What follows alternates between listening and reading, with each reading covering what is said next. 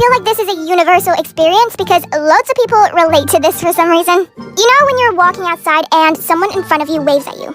You have no clue who this is, yet your instinct just tells you to wave back. Turns out, they were waving at someone behind you, and then you have to go through this huge embarrassment of walking past them with them judging you, and you know that they're gonna be laughing and talking about you. Basically, we had a test last week, and I did not revise for it, so I already knew I was gonna fail, plus I'm just horrible at that subject. But Mrs. Johnson just had to subtly tell everyone, didn't she? I hate it when teachers give out tests from best to worst results, because that's what Mrs. Johnson did. And surprise, surprise, I was last with my 67%. Then my friend looked at me and whispered, "That was best to worst." Like, I know, okay? I know, Sophia. You don't need to tell me. Anyways, I forgot about it because we did a Kahoot afterwards. Anyone else just like the late person? Like, I am late for everything. Not only am I the person who's always coming up late to anything, but I am also the person who is late mentally. Like, someone will be telling a joke or something, and like 5 minutes later when the whole conversation has changed, I'll be like, oh, or like laughing my head off, and they'll be so confused. They'll be like, what? Why are you laughing? Are you okay? Okay, starting with a huge debate. Comment Marvel or DC. My friends asked me this yesterday, and I said I didn't like either of them. And oh my god, they were all so confused because Marvel is apparently the best thing ever. Like Black Widow. Hello, that was the most boring thing ever. It is so annoying when you're just about to go shower, and all of a sudden your sibling runs right in front of you, saying that they are going to shower first. So I'm like, okay, fine, just come on and hurry up, Sophie. I feel disgusting. So you go back to your room and wait. But then, after like 1 hour, you go back to check and they still haven't gone into the shower.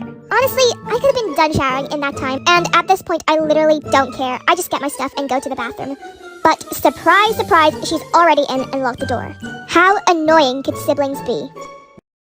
It is so annoying, because why does my stomach always decide to rumble at the worst times? Literally every day during my finals, my stomach was screaming, shouting, playing Marco Polo in the dead silent hall.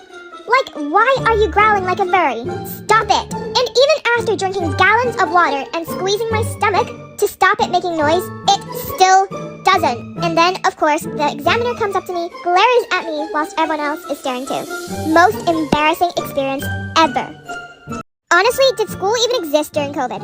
Like, I always woke up 1 minute before school started and stayed in bed until lunch. I didn't even pay attention half the time and was FaceTiming my friends during tests. But the real panic was when your teacher asked you to turn your camera on. The most annoying and humbling thing is when you come out of an exam feeling so confident and sure that you knew most of the answers. So like, you know, you're feeling great. You're feeling on top of the world. But then, as soon as you leave the hall and you're talking with your friends about what each other wrote, you realize that you didn't write anything similar to them at all. So you just have to smile and nod, acting like you wrote the exact same thing, but actually, you're slowly dying and crumbling inside. You know that unspoken rule about when you walk into the classroom and you see a sub-teacher at the desk? And you all just collectively decide that you get to sit wherever you want since that teacher doesn't know the seating arrangement. Well, there is always that one annoying little rat called Aiden or Timothy who comes into the room and snitches on the person in their seat. And it is always the same kid that tells the teacher that they forgot to set us homework. Like, can you not just live a little, please?